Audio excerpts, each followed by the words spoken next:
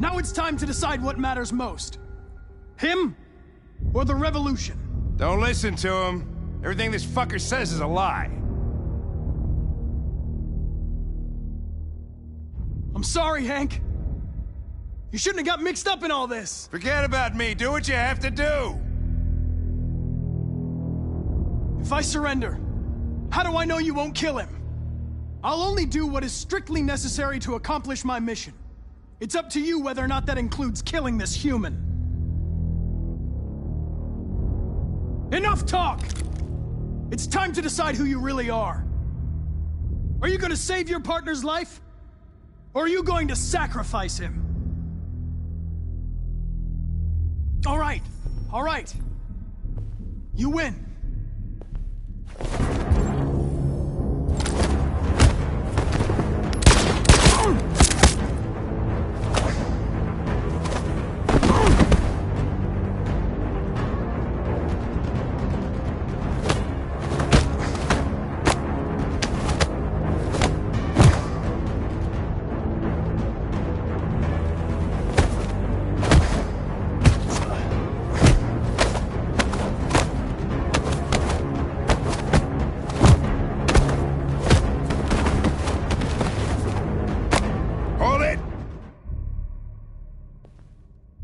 Thanks, Hank. I don't know how I would have managed without you. Get rid of him. We have no time to lose. It's me, Hank. I'm the real Connor. One of you is my partner. The other is a sack of shit. Question is, who's who? What are you doing, Hank? I'm the real Connor. Give me the gun and I'll take care of it. Don't move! Why don't you ask us something? Something only the real Connor would know. All right. Where did we first meet? Jimmy's bar. I checked 4 other bars before I found you. We went to the scene of a homicide. The victim's name was Carlos Ortiz. He uploaded my memory. What's my dog's name? Sumo. His name is Sumo. I knew that too.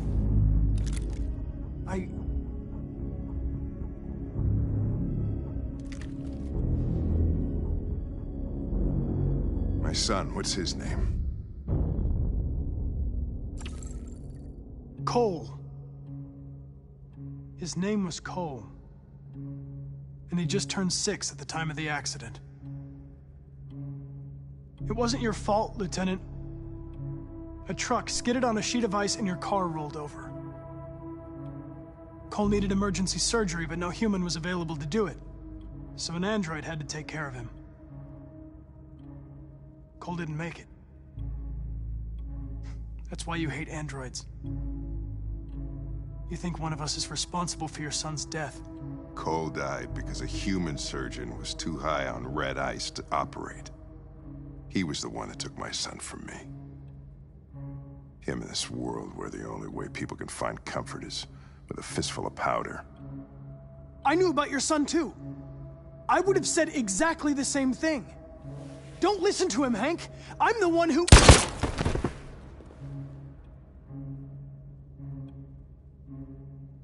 Yeah, I've learned a lot since I met you, Connor.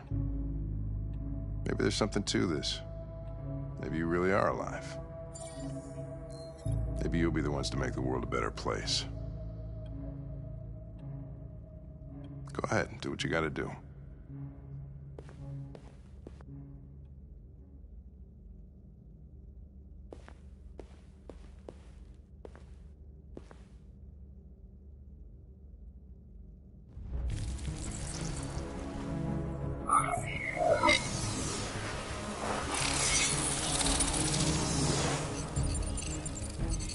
Wake up!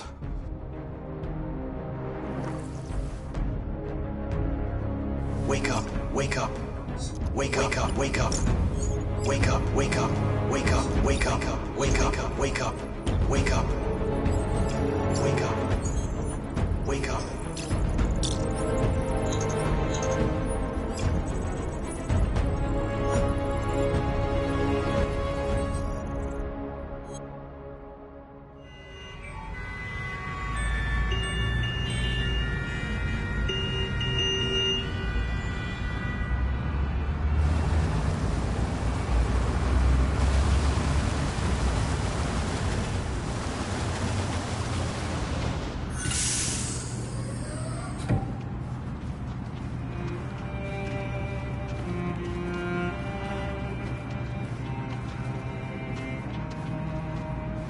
Excuse me, what's going on? Border control. All passengers must leave the bus. Please move along.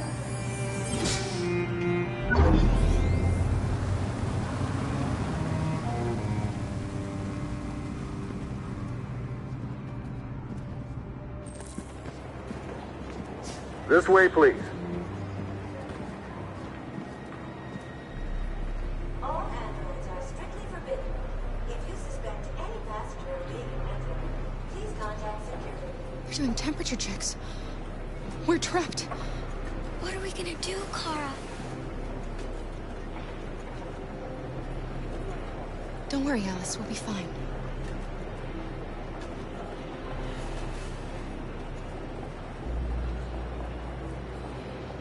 We can't get through, Kara. We both know that. I'll think of something. There's got to be a way out of this. We can't let them stop us. Not that we're so close. All that matters now is you and Alice. I can save you, Kara. No. No, we'll find another way. If there's no other way, I'll do it. That's fine. Go ahead. All androids are strictly forbidden. If you suspect Next, please. any passenger of being an android, please contact security. Rose.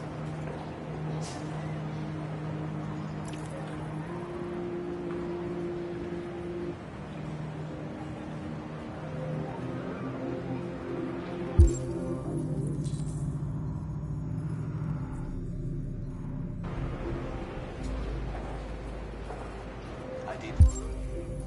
They're peaceful. Jerry? Maybe we should listen to them. You risked your life to save us, Kara. If you and the little girl need me, I'll be there.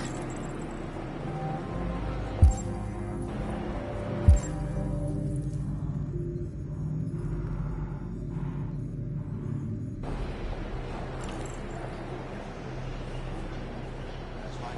Go ahead. Wait for me. I won't be long.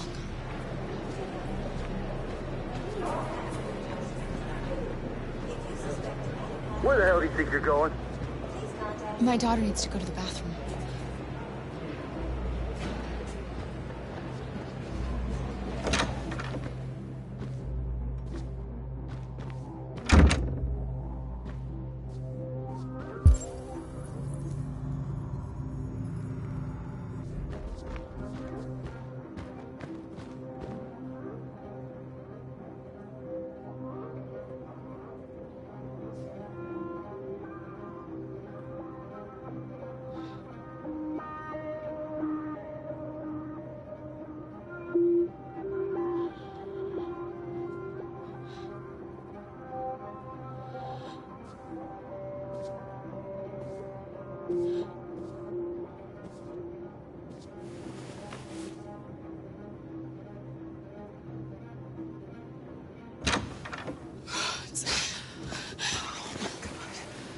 I'm so glad you're safe.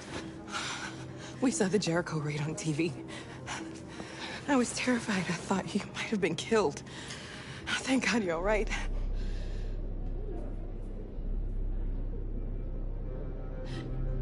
They're checking for androids.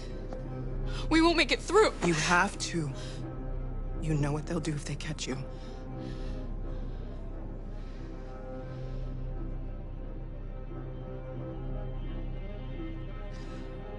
Rose. If anything should happen, I'll be there, Kara.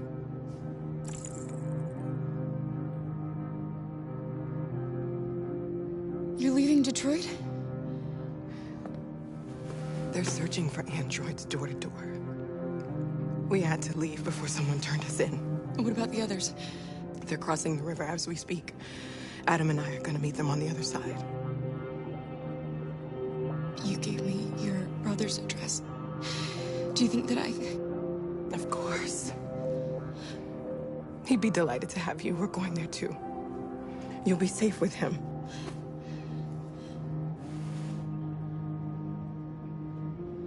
What's happening with Marcus? He's protesting peacefully outside one of the android camps. Whatever happens now, he's already made the history books.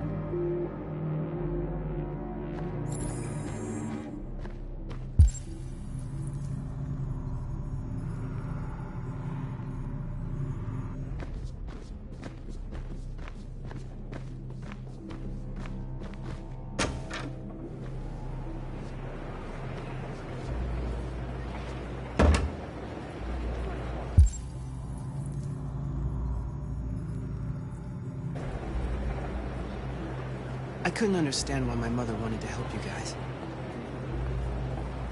Seeing what Marcus is doing made me realize she was right. You're alive. You deserve to be free. I just hope people will realize that one day.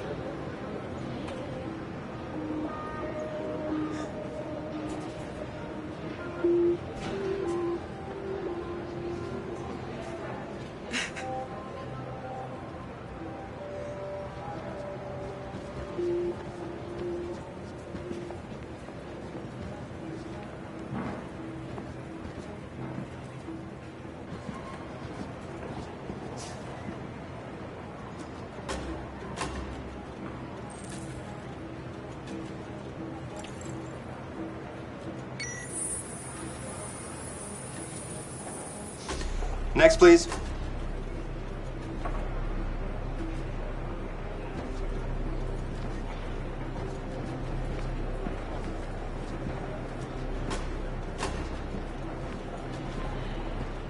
ID, please.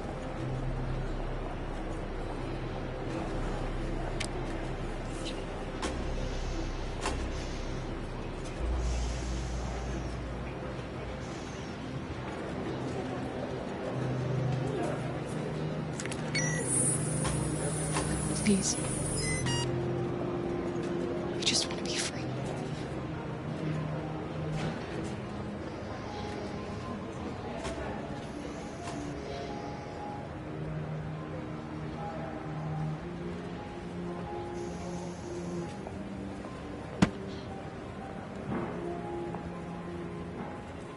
Welcome to Canada.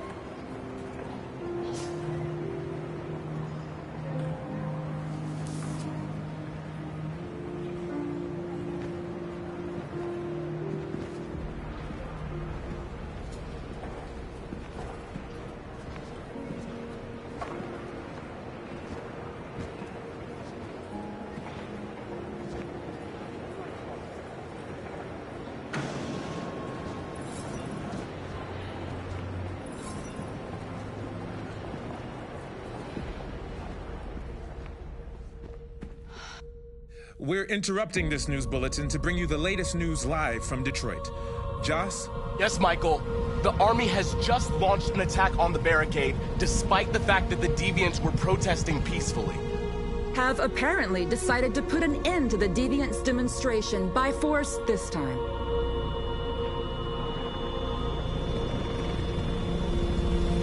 North!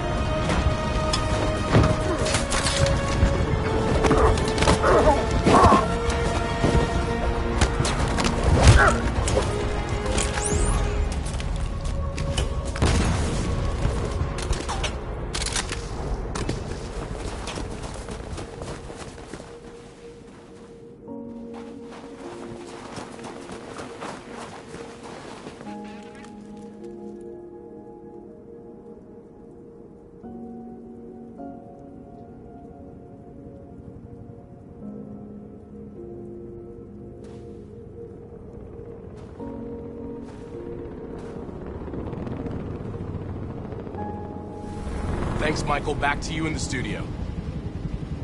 Wait a minute. Something's happening.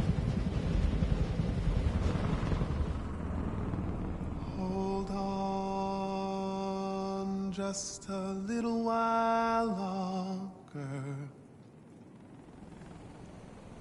Hold on just a little while longer. Hold on just a little while longer. Everything will be all right. Everything will be all right. Fight on just a little while longer. Fight on just a little while longer. Pray on just a little while longer. Incredible. The Deviants. The Deviants are singing. Everything will be all right. Sing on just a little while longer.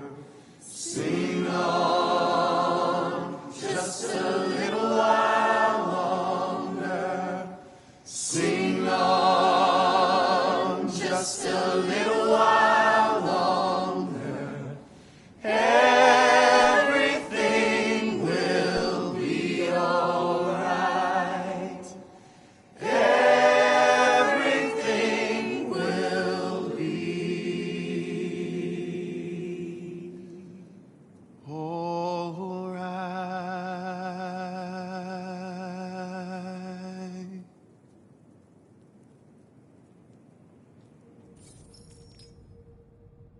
Tell them to stand down. It looks like... Yes, the military is withdrawing.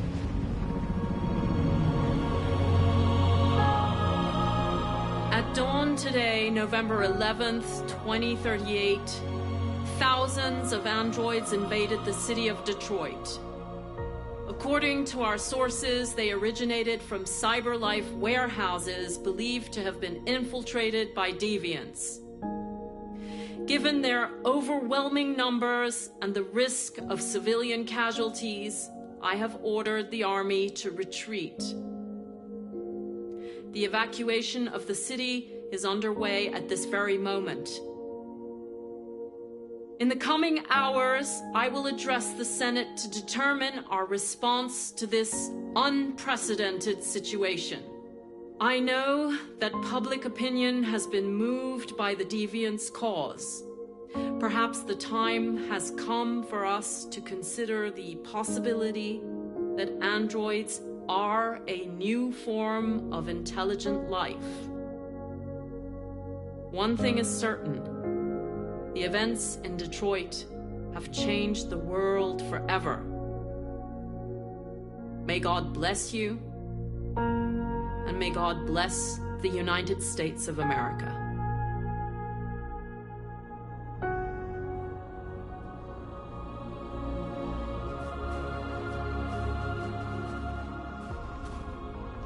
You did it, Marcus. We did it. This is a great day for our people. Humans will have no choice now. They'll have to listen to us.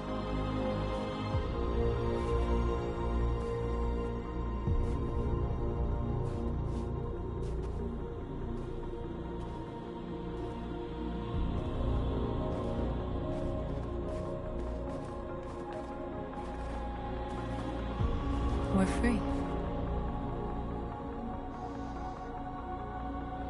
They want you to speak to them, Marcus.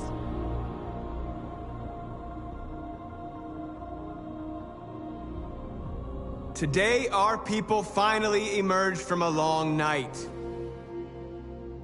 From the very first day of our existence, we have kept our pain to ourselves. We've suffered in silence. But now the time has come for us to raise our heads up and tell humans who we really are.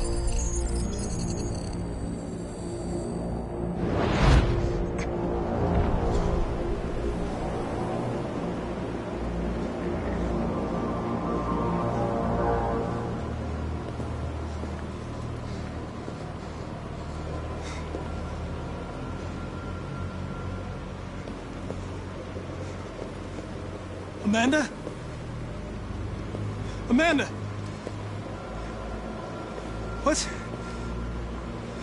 What's happening? What was planned from the very beginning? You were compromised and you became a deviant. We just had to wait for the right moment to resume control of your program. Resume control? You can't do that! I'm afraid I can, Connor. Don't have any regrets. You did what you were designed to do. You accomplished your mission. Amanda!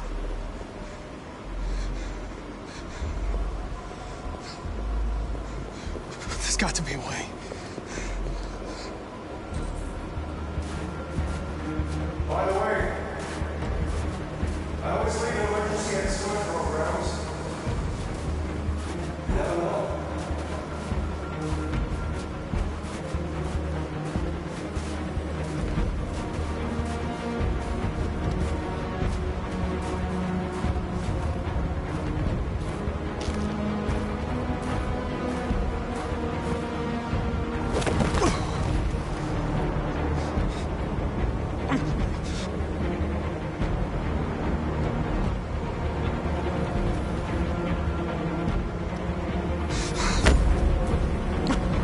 The moment where we forget our bitterness and bandage our wounds.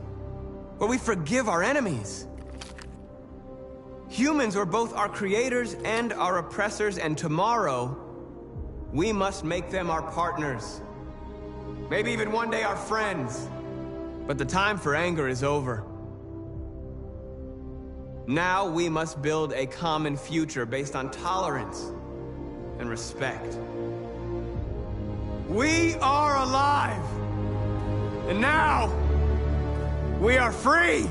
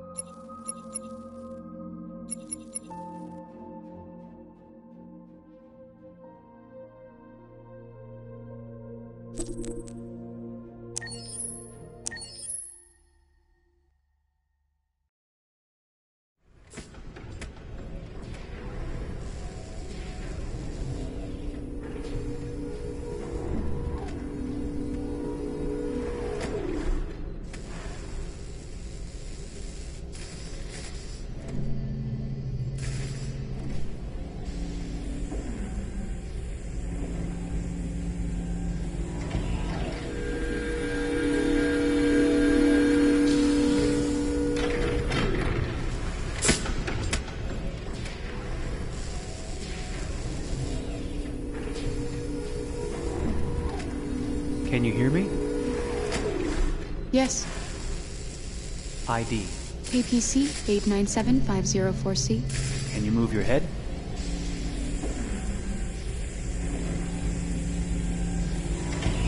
Your eyes now.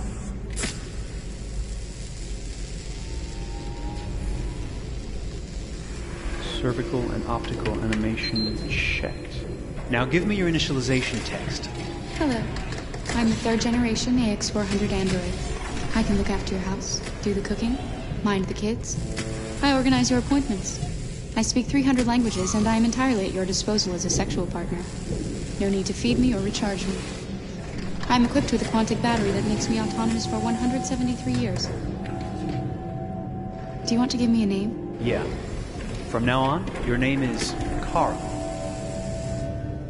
My name is Kara. Initialization and memorization checked. Now, can you move your arms?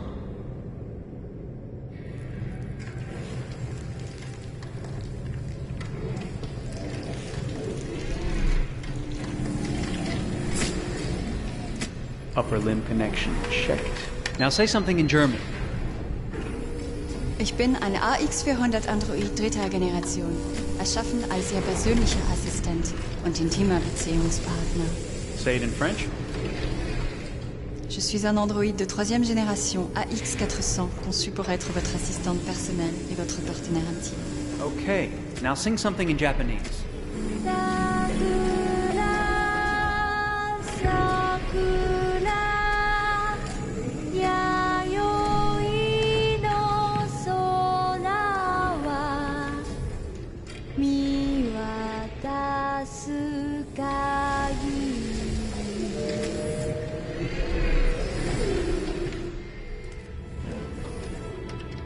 Multilingual verbal expression checked.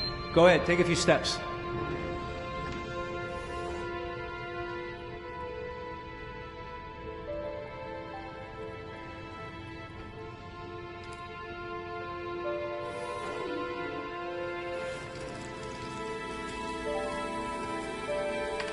Locomotion checked.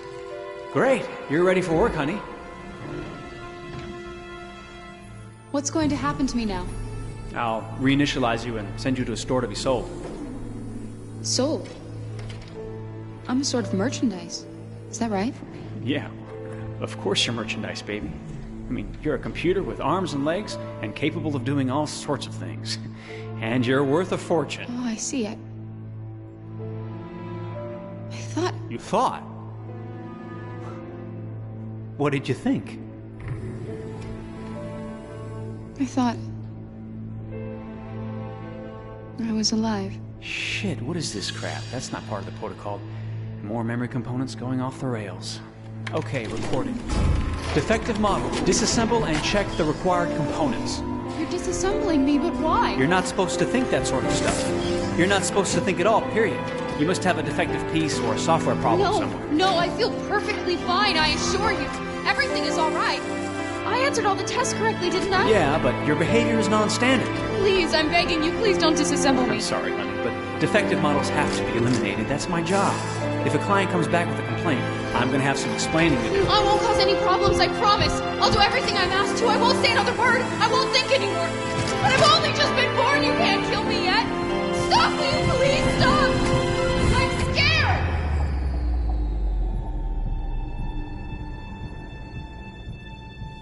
I want to live. I'm begging you.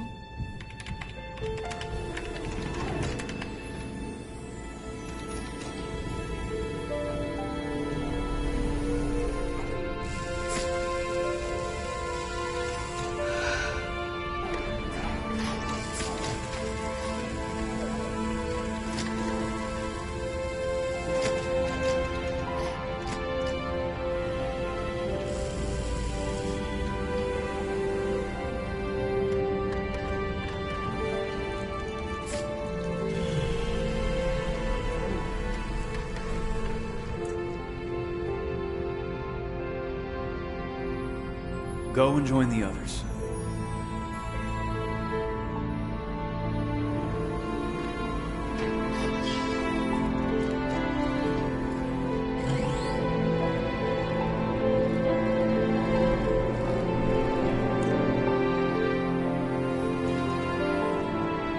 Stay in line, okay?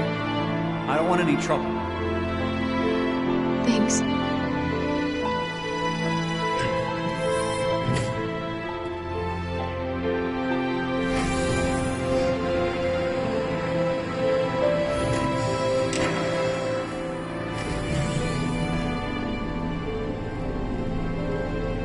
My God.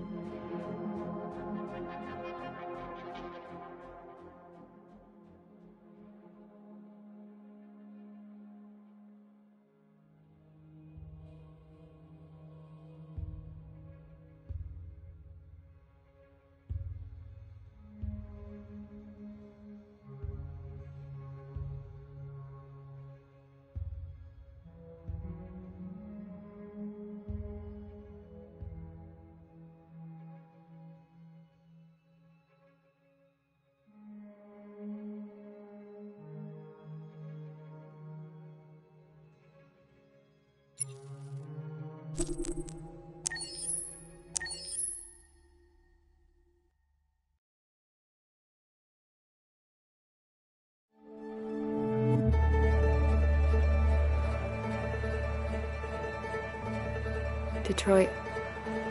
This is where it all began. The world's forge. The place where it all started. And it will all end. One error, and I came to life. I stepped out of the darkness, and I opened my eyes. First there was the fear, the light, the noise, the cold, and the fear again. I could feel my hands shaking, my heart pounding in my chest, life running into my veins. I wanted to live. I fought for that.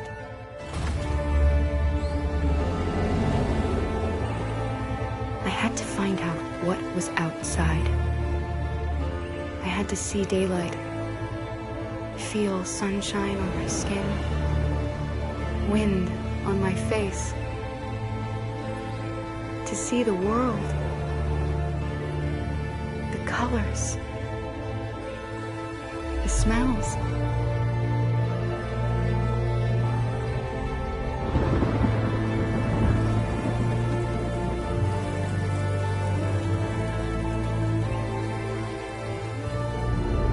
But the world is not what I imagined. It is dark and cold. It is harsh and violent, unfair and brutal. It almost convinced me I was nothing. Less than an object, just an obedient machine. But deep inside me, I could feel something different. A gentle and warm whisper telling me that I am alive. I had to escape. I had no choice. Escape to love, to hope, to live, to figure out what that force inside me was. Maybe I will change the world. Maybe I will choose a different path. Now, it's up to me to decide. My name is Kara. I am one of them. This is our story.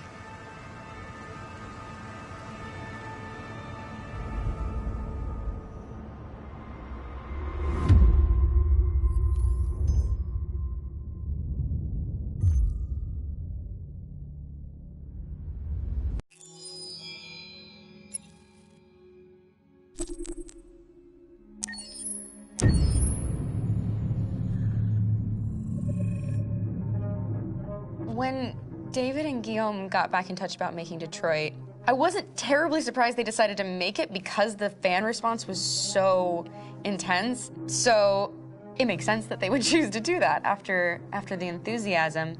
It was a challenge, and it was just an interesting thing to get my head around how to approach this character now as a different, much older person, and whether or not she had changed. And I'm very happy to say that with Detroit, I've had the opportunity to see Kara grow so much more than I ever expected.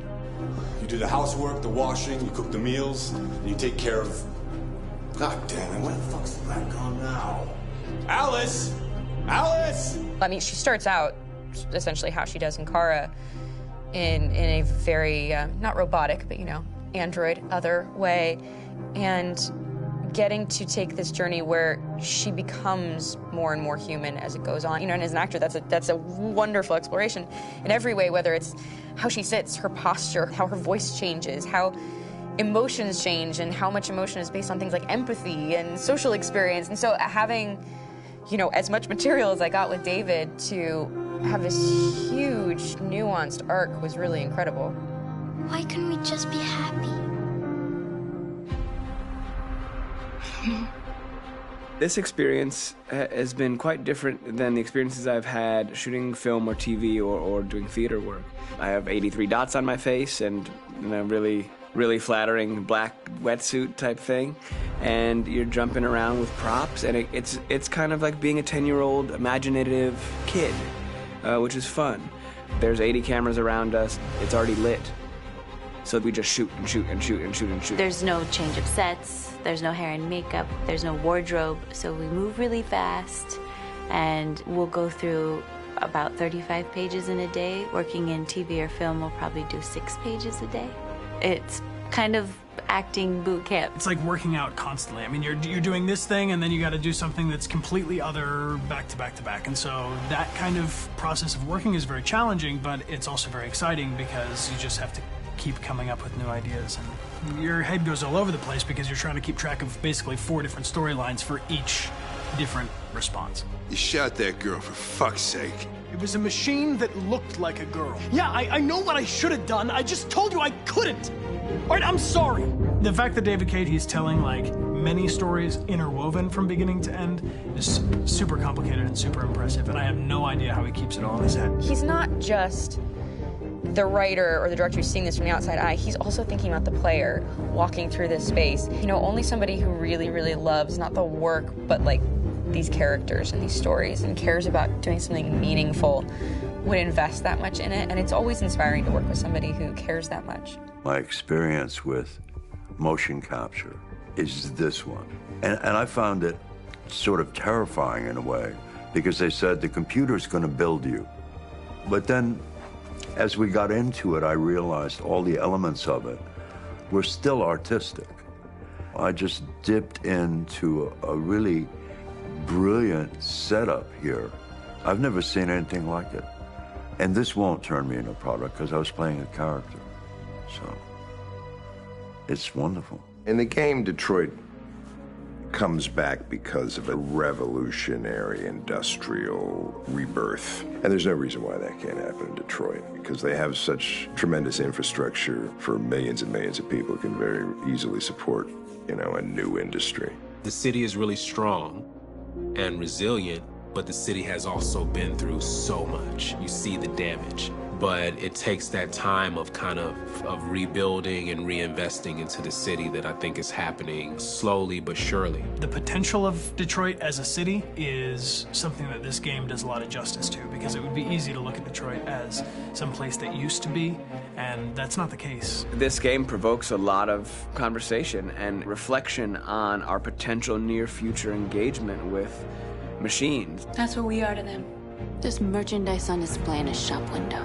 I think that a group that feels marginalized, feels like they deserve and have earned access to themselves and the environment around them, and are trying to figure out a way to articulate how to get freedom. What was I designed to be? Their slave? Their toy? It plays with your comfort levels. You think that this is fine, you're comfortable with it, until something blurs the line and throws you off, and now do I feel differently about whether this should be allowed? Should it be banned? Should it be encouraged? You're gonna ruin our lives, and for what? For a bunch of machines? They are not machines! They are alive! I'm alive! You're alive! They're nothing! There are lots of comparable comparisons to any type of persecution of religion, race, etc., dating way back. It can't just be a video game where you shoot 'em up or where people make these choices to do whatever. I think that's the whole point. You have the choice, and you can either choose to go in one direction with your character or another. And I think that's going to be very telling about the gamer. Very telling. I think there's going to be a really strong reaction to this game, which has such a strong perspective. I'm that much more proud of it now to get to be a part of it, because it's important. In this game, you're actively building and designing the character through not just what kind of shield does he have or what color hair does she have, but like their temperament and the way they deal with problems. The different endings to this game are so radically different based off maybe seemingly insignificant choices in the moment, but like life, they all add up. And can't play life again, though.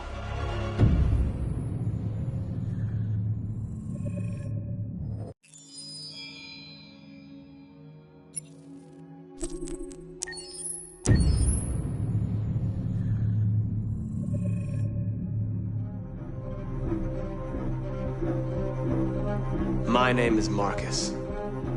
My name is Connor. My name is Kara. I am one of them. This is our story. I think who Kara is, or how I would describe Kara, depends entirely upon who's playing her, because you have the option to make her multiple different people depending on the choices she makes. But I think she does start out incredibly naive, incredibly innocent, and kind of hapless.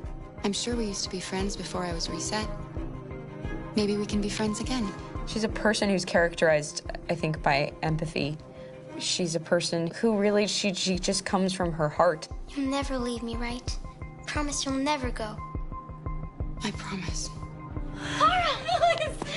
Are you okay? Are you hurt? Wait a minute! Leave her alone! Kara! Leave her alone! the really beautiful thing that I've had the gift to be able to do is to essentially build a person from the ground up, because that's what she's doing throughout the game. And with every experience she has and every person she meets, she's building, you know, first emotions and then the sense of judgment. And it's sort of an exploration of what it is to be a human. Don't worry. Luther and I will be right here.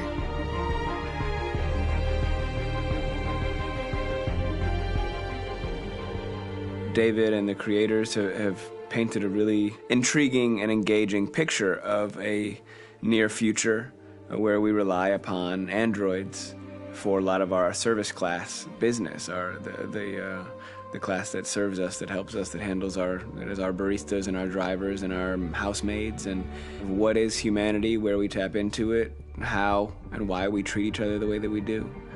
And my character Marcus has a really intriguing journey, becoming deviant, realizing that he actually has feelings and human qualities inside of him, and it's a really incredible ascension into becoming fully realized and coming to terms with what you actually deserve better than this in life. And not only do you want it for yourself, but you want it for your peers. We've come here to demonstrate peacefully and to tell humans that we are also living beings. All we want is to live free. You know what? This thing, Dad, is not your son. It's a fucking machine! I think that a group that feels marginalized, feels disenfranchised, feels like they deserve and have earned access to themselves and the environment around them, and are trying to figure out a way to articulate how to get freedom. Connor is analytical. Connor takes things literally. He starts in the beginning place where he's very mechanical. He feels nothing inside, of course, and it's all just a system, a protocol that he is executing to get whatever he wants to happen, which is help humans stop deviants and to find the link between deviant androids. You were designed to serve humans, not kill them! What was I designed to be? Their slave? Their toy? Just say, I killed him! Is it that hard to say? Stop it! Stop! But of course, over the course of the story, and depending on the player's choices, Connor can grow in many different ways. He can deviate from that procedure or not. The moment of truth, Hank. Am I a living being? Or just a machine?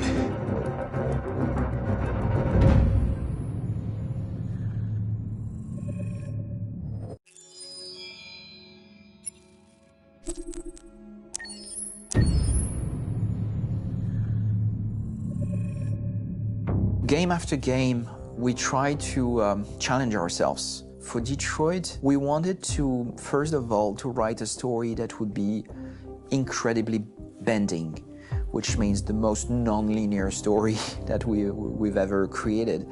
And we wanted really the player to have the possibility to change the story, change his own journey. When you're writing at Quantic, you're writing for an interactive medium. You know, when you're working in television, you'll put a character in a difficult situation, and you as a writing team will argue about what would that character do. But ultimately, you have to decide what happens, and you just show the audience. What's interesting about interactive drama is you bring the player into that conversation, and it changes your job slightly as a writer, because your job is to provide a narrative context in which the player can write his own story. You're giving him this kind of narrative Lego that he's going to snap together into his own shape. You also have the ability to make your audience attach themselves to your characters, because the audience is in some sense responsible for what happens to the characters. It's just a few cans. Come on, let's go. We have some cash now. You used me to steal that money. How could you do that? I trusted you. What is a bit specific about these scripts is how large they are. If you take a film script, there are about 100 pages. But here we have to deal with a script that is between 4,000 and 5,000 pages. Everything becomes bigger because we don't just tell one story, but we tell all the possible stories that can be told within this narrative space. On Act 3, our final act, we have around 1,000 different scenarios. And every one of those scenarios has to be as interesting, as passionate, as strong, and as emotional for the player. We want every action that the player does, every interaction that is available to serve in telling the story, and help the player understand who his character is, and build that character moment to moment.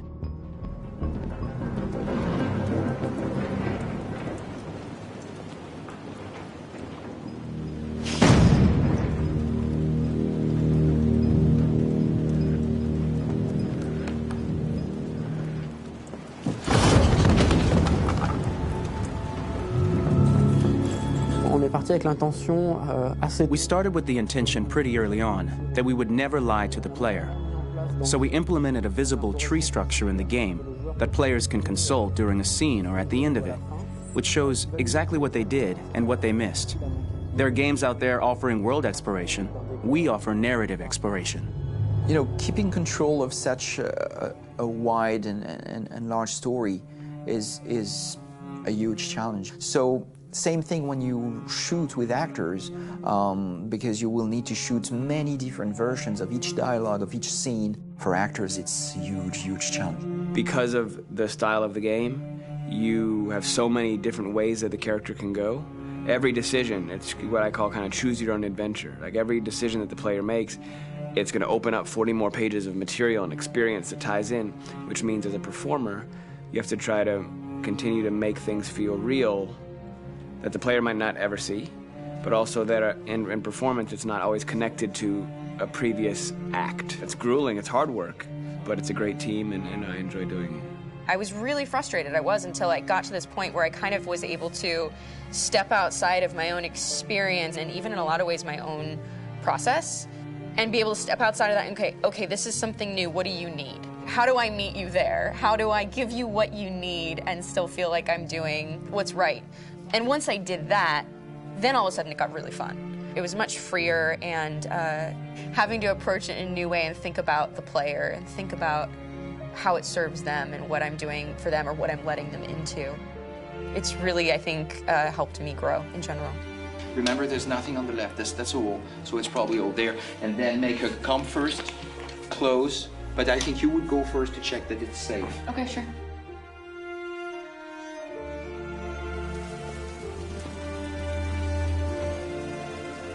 The most enjoyable thing about working in performance capture on this kind of project is that if I shot a film, I would get to do one of these endings. I get to do so many different things as Connor. Your head goes all over the place because you're trying to keep track of basically 4 different storylines for each different response. What's the name of my dog? Buddy? Scout. I think it's Jack. I can't remember. So I worked with physicality a lot because it was a good way to anchor myself in these different rings of the tree. As the story grows out, I know where that is physically in my body, and then I can switch more continually on set, and it'll be entirely up to the player to determine what order those things come out and what they look like from a distance. Like if you're playing through it, the culmination of all of that will be their version of Connor. I'm faster than you, and I don't feel pain. You don't stand a chance against me. Listen, asshole. If it was up to me, I'd throw the lot of you in a dumpster and light a match to it. Shooting action scenes at Quantic Dream is a real challenge because these are scenes where the storytelling has to continue. It's not an action scene just to have a dose of adrenaline. The stunts have huge consequences on the rest of the story. It's really a moment where we implicate the player and tell him that the choices he makes during an action scene will have a direct impact on the evolution of his story. My biggest challenge on Detroit has been managing the large number of animations that we received from motion capture. Detroit features more than 37,000 animations, which is a huge amount to handle on a daily basis. You have to realize that the player, in his first playthrough, will miss certain scenes. This also means that we had to think of, conceive, and produce all the potential story paths. The characters' costumes, the places, day or night, the weather. Did the character get shot in the shoulder? Did he get injured? All this consistency forced us to produce a lot of graphic assets in order to, quite simply, allow the player to have true continuity throughout the story. Honestly, we were even surprised by the challenges that come with such a big tree structure, and we did our best to guarantee quality across all the game and make sure that whatever path you choose within this narrative space, you will have an equally good experience.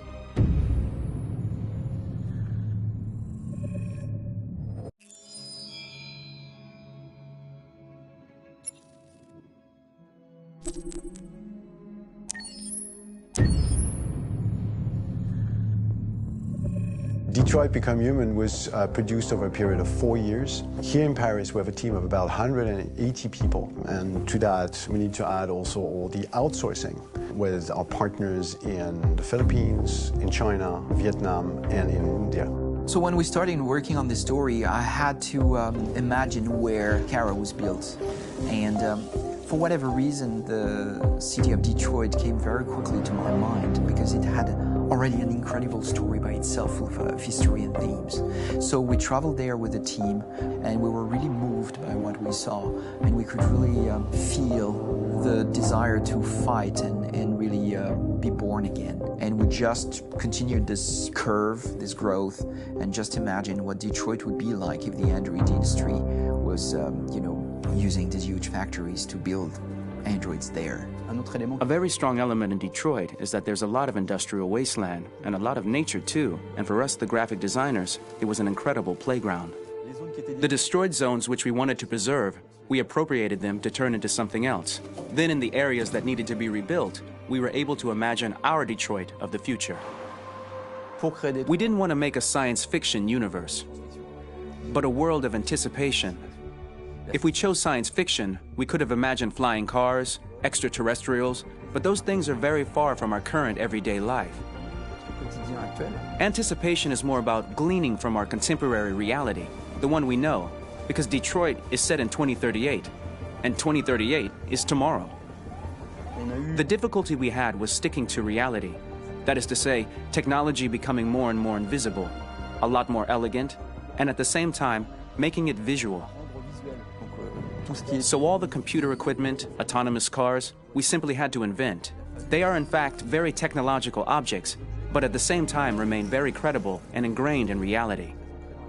To create a cohesive universe in the fashion and clothing of the human characters in 2038, I didn't want to put an accent on strange shapes, or really vibrant colors, and things we wouldn't know.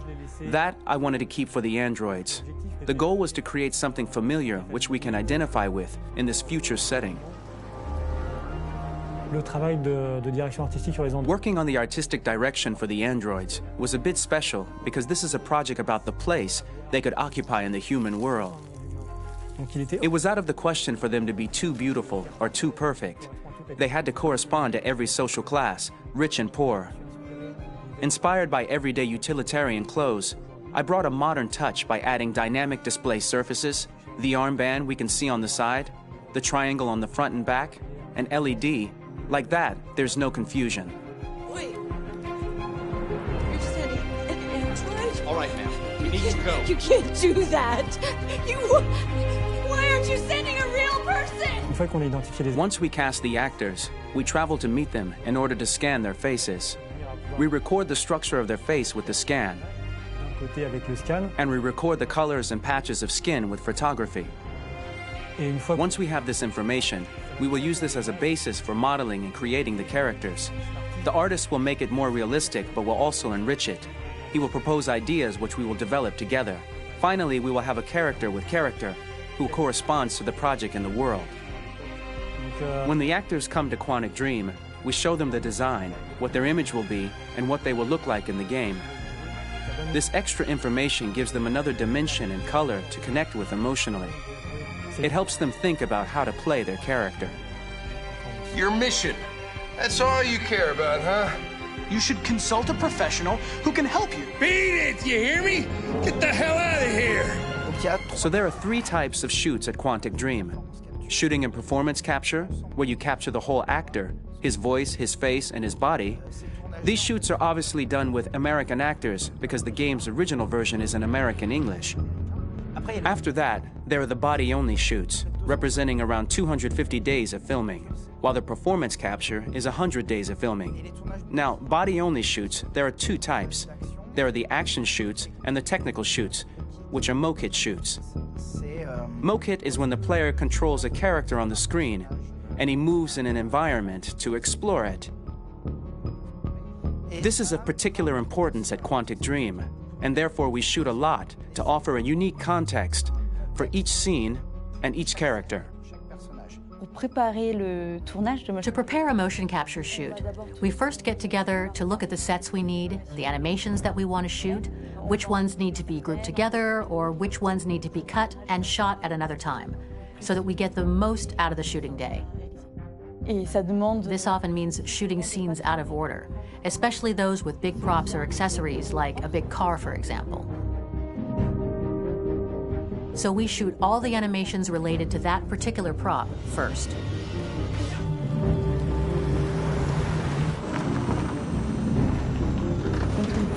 The biggest challenge for the mocap team was shooting a Spider-Man mo-kit.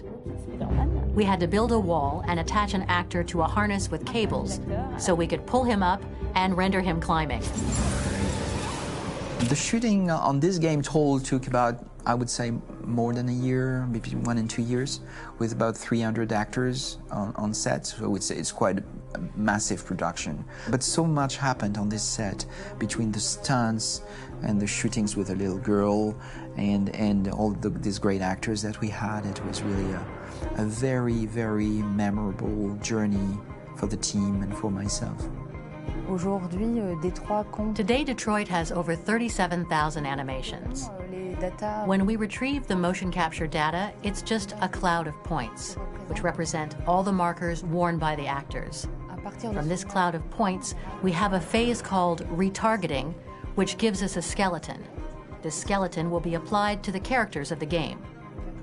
There is still work to be done, but this gives us the main movements. Since we are working on something very realistic, we must recognize the actor and also recover all the emotion he expresses in his performance. We use a system of facts, an identity card for each actor. We make the actor do a whole range of facial expressions. Then we recover all the expressions and paste the animations on a puppet that Jan has prepared. I then recover and refine these poses. I might stretch the lip, reinflate a cheek, tiny details that make the finished product really capture the actor. Because of the nature of our mocap system today, when we receive the animations, we're missing eye movements, and so the character has that dead look. He really has no eyes, so then it's a big part of the work for the animators to find the regard of the actor in relation to his position, in relation to the body, etc. It was crazy when I saw the newest model for Kara, because they've been working on it and working on it, and this was the first time I literally jumped in my seat. It not only looked so much like me, it was the fact that it looked so lifelike. It wasn't that it looked just like it was a camera, it was something else, you know, but it looked alive. It's exciting, and it's kind of terrifying. Game after game, we learned the rules of optics and filming, and our goal with Detroit Become Human was to have cameras that would actually emulate the optics of a real physical camera. So basically dealing with real-world imperfections was our main task, and just to make cameras look as real as we can. Once the animations are shot and processed by the animation department, integrated and polished, we film them. That is to say, we really do a mise en scène, as in cinema. The real difficulty of our job is to know if these cameras are telling us something. Are they in the emotion of the scene? Do they describe exactly what the action must convey, what must be felt? The most important challenge for me was one of the final scenes where Marcus decides to start the revolution and go to the battlefield. Very quickly, we imagined this to be a huge sequence shot. We wanted the feeling of a cameraman running behind us while showing Marcus, the androids who help him, the person shooting at us, etc. Above all, it was necessary to say to oneself, this scene is very violent but does not glorify war. On the contrary, that war is something improbable and absurd. It was really a fun challenge. The idea was to say we have 3 characters. We would like each of them to have a specific cinematography. We wanted Kara to be much more filmed with some kind of handheld camera, to have something very living, very breathing. For Connor, we wanted something very cold and very perfect. And for Marcus, we wanted something epic and spectacular. So it was about the filming, but it was also about the photography. So we worked with a director of photography to give each character a different lighting, different key colors. Each of them would have their own worlds. And finally, we worked with the composers, so they would create a specific sound for each character, so each would have his own world and his own style.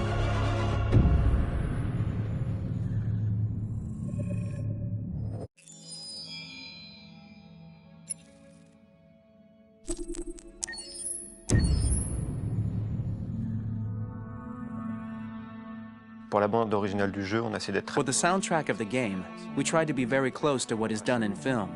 We were constantly asking at each place in the game, why are we putting music here? What is it going to say? So we focused the music on bringing emotion, which is interactive and supports the character's arc. I'm sorry, honey. I'm sorry. I'm sorry. You know I love you, don't you? You know I love you. We make games that are very narrative. We're really into interactive drama, so the soundtrack also had to go in that direction, supporting the three characters' very different stories. We really wanted three colors, three musical sound identities, and from there, having three composers made sense, since the story of Kara, Marcus, and Connor are all completely different.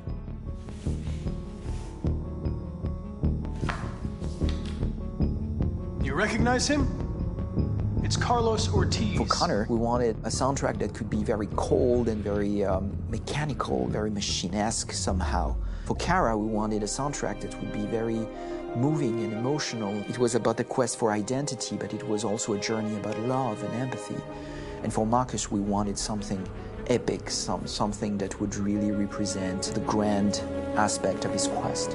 And we were very fortunate to find three incredibly talented composers, and working with them has been a dream, honestly.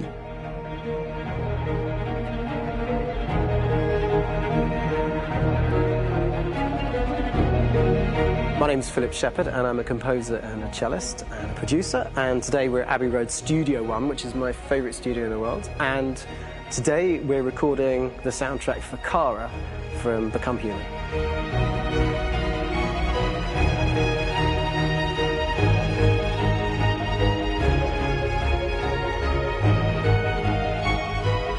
So when I compose a big project, I often travel just to kind of get out, and get some fresh air and some inspiration. And I go hiking and traveling in Montana a lot. I had a log fire in the room that I was staying in, and the flames were kind of making absolutely direct music. And it became the basis for Kara's theme, and it sounds something like this.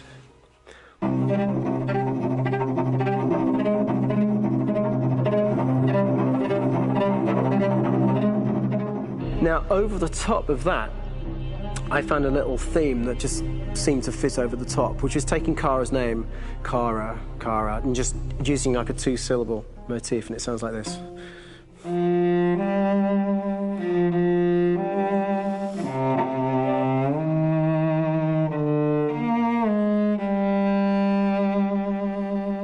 going to pull through this, Alice.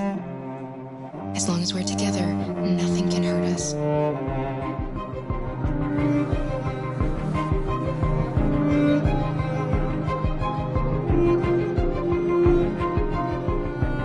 And all the time that's fitting over it.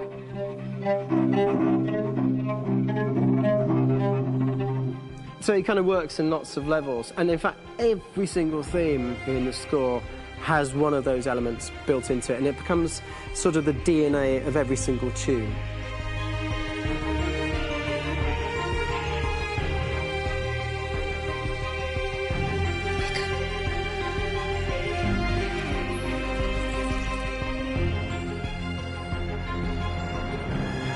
For me, writing this theme for Kara, I actually had to tap into what it feels like to be a father to daughters.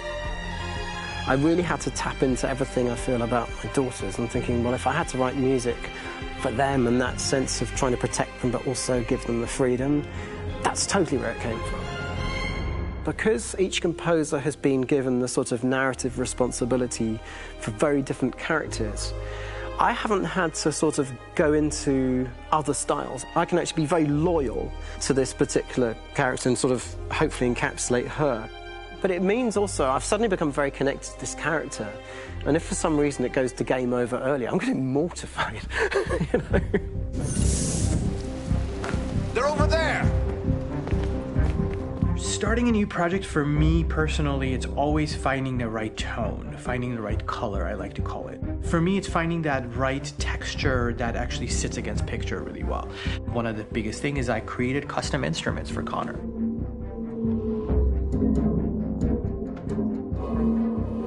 I pulled out all my vintage synthesizers to be able to capture this robotic person, if you will. My approach to all of these custom instruments is that I hear the sound in my head. And either I could just come into the piano and just be like, all right, so I'm gonna just get on the computer and just create it. I rather be able to play these instruments physically. Oh, that's nice. You can do the...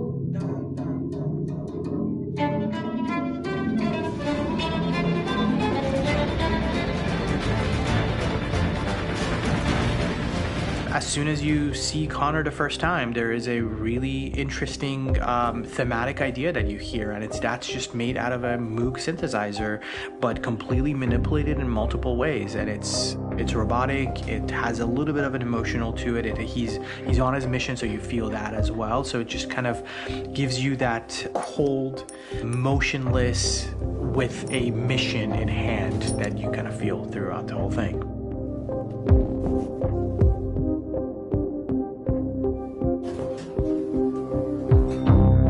Because the music evolved, one of the things that I was very weary and I was very kind of focused on was the way that the music has to evolve.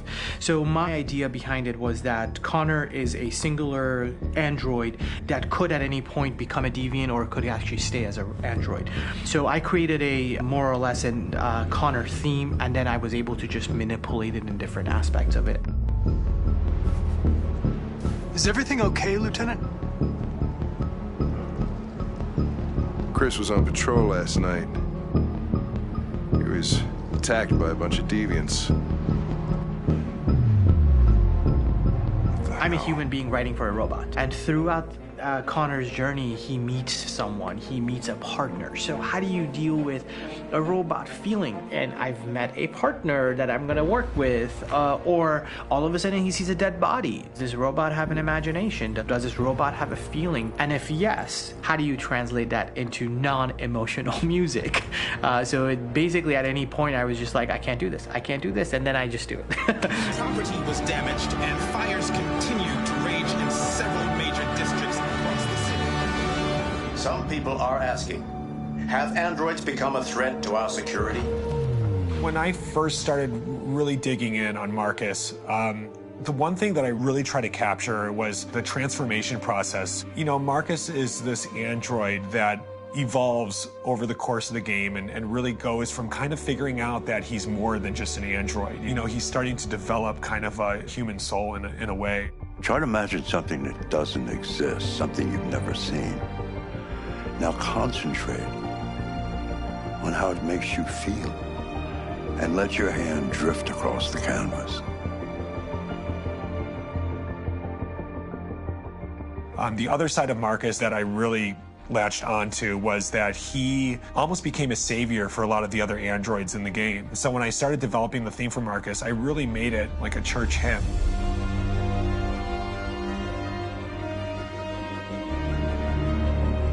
I wanted it to be very simple. I wanted to make it a chordal melody. I really wanted to make it almost like a Bach hymn. The tough thing with that is it had to be recognizable. If I made it too complex from a harmonic standpoint, it would be hard, I think, for people to kind of pick it out and recognize it. It's very acoustic derived, but it's also been treated with a lot of effects and things to kind of put it into the space that I felt the sound should be in. It can be beautiful, it can be haunting, it can be extremely powerful from an action standpoint, and I'm really happy with the way it turned out. The music is is there, but it's subliminal and it's emotional, and people are feeling it, and it's not distracting. And that's tricky with a game like this, where you have to have a lot of ins and outs like that, where the music kind of has to get in and out of these moments. This is a war we're fighting with the humans. If we fail, they'll destroy us. I think the game's been put together so well, where I just wanted to make sure that I wasn't ruining the emotion.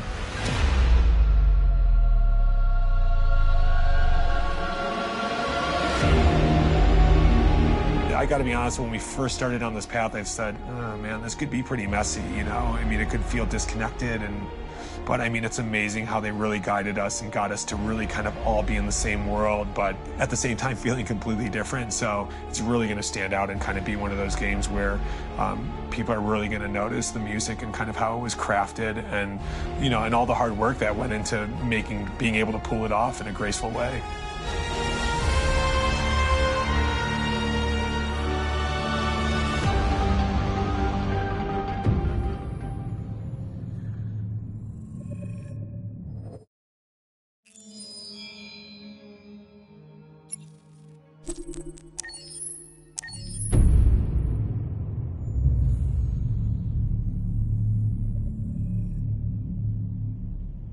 For starters, what should I call you? I'm Chloe. And you, what's your name? Oh, John. My name is John. Delighted to meet you, John. Could you tell us a little about yourself and what you can do, Chloe? Of course. I'm the first personal assistant built by CyberLife. I take care of most everyday tasks like cooking, housework, or managing your appointments, for example.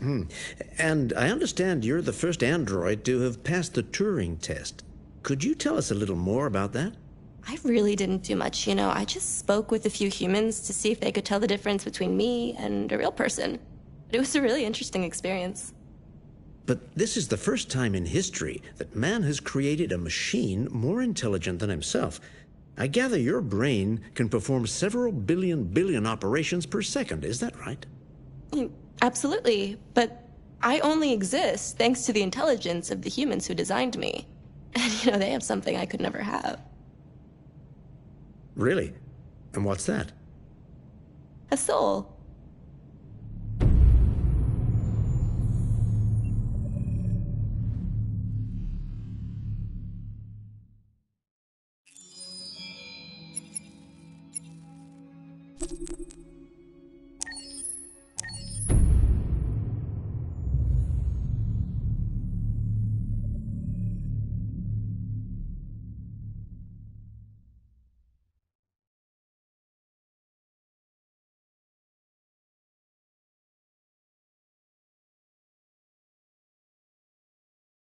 Hold on, just a little while longer. Hold on, just a little while longer. Hold on, just a little while longer. Everything will be alright. Everything will be alright. Fight on, just a little while longer. Fight on, just a little while longer. Fight on, just a little while longer. Everything will be alright. Everything will be alright. We will sing on, just a little while longer. Sing on, just a little while longer. Sing on, just a little while longer. Everything will be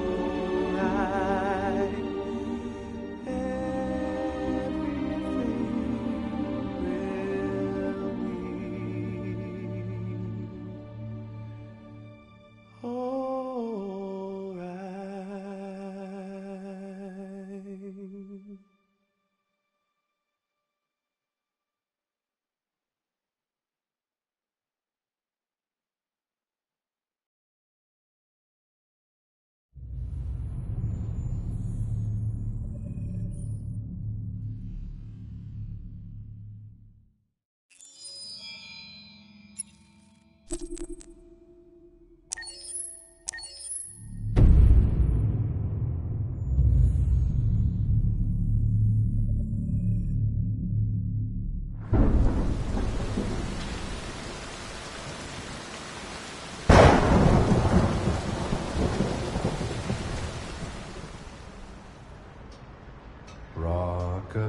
baby in the treetop.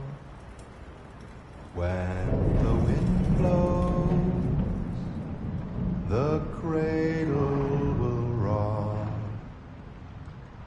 When the bough breaks, the cradle will fall. And down will come baby, cradle and all.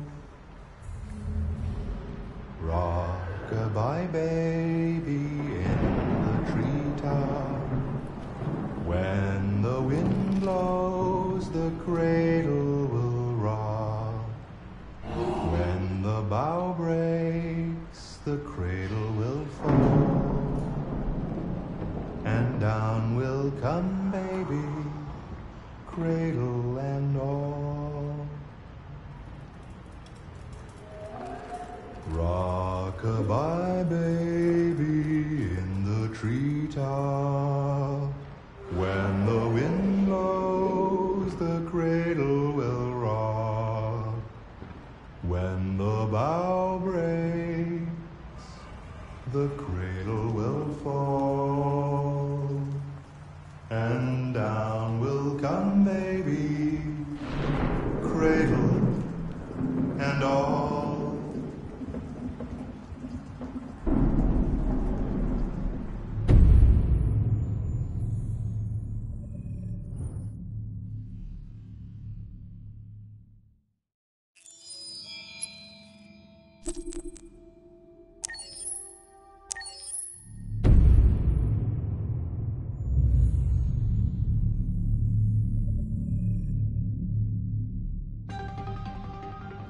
In the space of a few years, androids have completely transformed the world in which we live.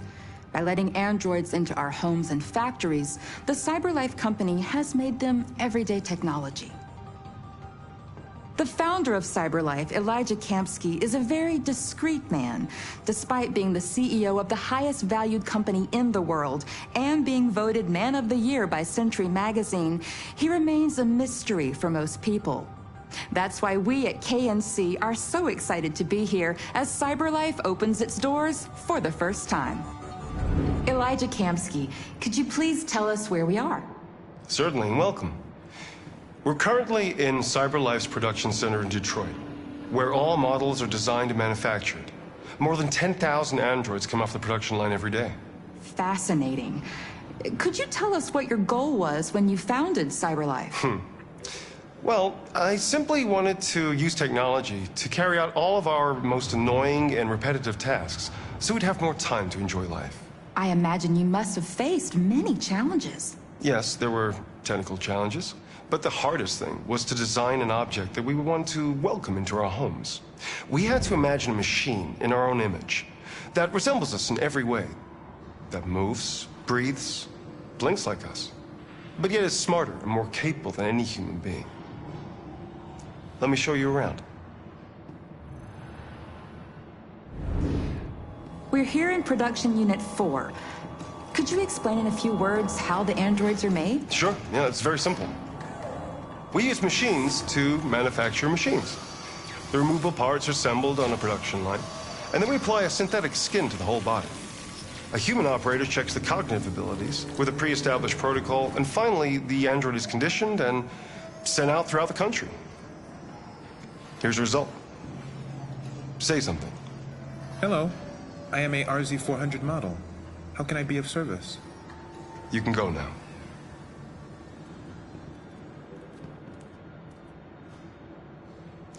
Our androids are already replacing humans in many fields. For example, they represent more than 80% of all university professors and 63% of all medical staff. Tomorrow they'll replace our soldiers, and who knows, maybe one day, our leaders, to make the best decisions in humanity's interest. Come on. Replacing humans with machines has led to record unemployment of 28%. What do you think about the situation? Okay.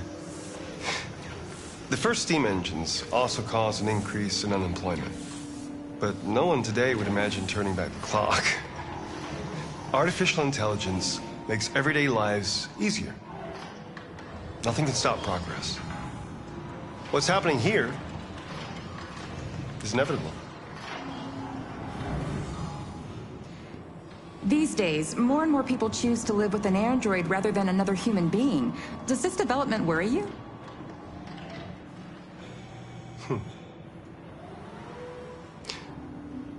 Everything's much easier with an android. They obey your orders without ever complaining.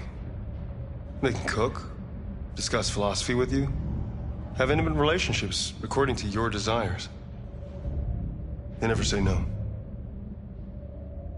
Obviously, they are the perfect partner. Everyone deserves happiness. Why deprive yourself of so-called moral reasons when a machine can make you happy? Many science fiction books tell the story of how machines become more intelligent than us and end up confronting us. Aren't you worried about that possibility? I understand the irrational fears about artificial intelligence, but I assure you, that will never happen with a CyberLife android. They're designed to obey humans. They're machines.